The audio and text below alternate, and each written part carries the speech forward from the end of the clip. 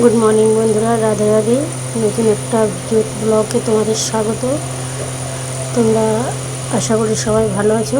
আমি দেখো উঠে ব্রাশ করতে লেগেছি। ব্রাশ করা হয়ে যা সংসারের কাজ সকালে আমি তো মোটামুটি রাতে কাজ সামটে রাখি, তাই দেখো ওই চায়ের বাসনগুলো আমি ধুয়ে বিছানাটা পরিষ্কার করে নিচ্ছি।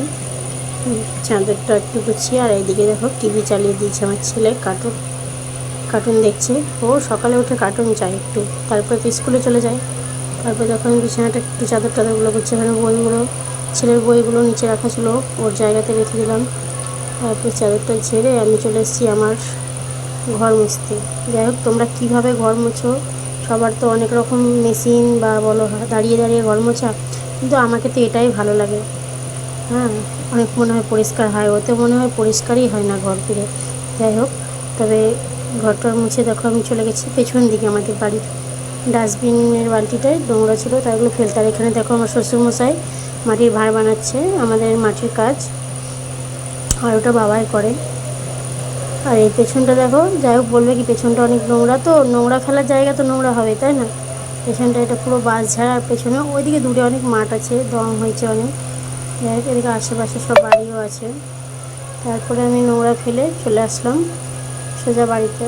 আর এদিকে আমার ছেলে, ওর দাদু বারবার করছে, দাদু দেখছে কী করছে এরা। তারপরে আমি দেখো চান টান করে পুজোর দিকে চলে এসেছি। যাই হোক, পুজো করছিলাম স্নান করে এসে। তারপর তো বাকি কাজ আছেই পরে, সকালের তো বড় কাজ এই সংসারের কাজ বলো, এই বলো, আর ঠাকুর সেবা তো দিতেই হয়, তাই না?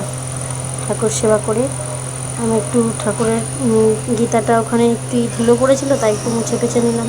প্রত্যেক দিনের যা কাজ মেয়েদের, বলো তোমরা সবাই সকালে উঠে কী করো? তারপরে আমার দেখো পুজো দেওয়া কমপ্লিট। তারপরে আমি চলে এসেছি রান্নাঘরে চা বসাতে। দেখো চা ফুটছে। তোমাদের যদি ভিডিওটা ভালো লাগে তোমরা একটু লাইক কমেন্ট শেয়ার করে দিও, আমার পাশে থেকো, এইভাবে আমাকে ভালোবাসা দিও। তোমাদের সঙ্গে আবারও দেখা হবে নতুন একটা ভিডিওতে। ততক্ষণ তোমরা ভালো থেকো, সুস্থ থেকো। সবাইকে নমস্কার, রাধে রাধে, বাই।